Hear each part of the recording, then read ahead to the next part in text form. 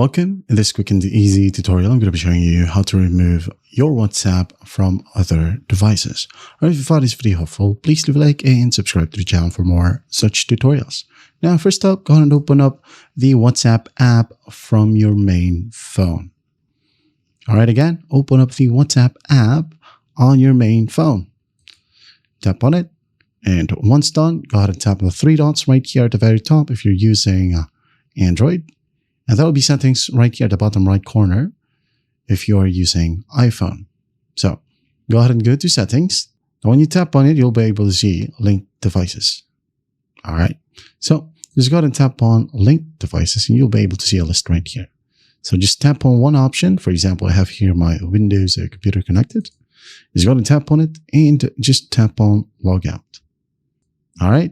And then tap on logout. Just do the same thing of the other devices listed in here. But there you have it. That's how simple it is to remove your WhatsApp from other devices. I hope this video helps, and I'll see you in the next one.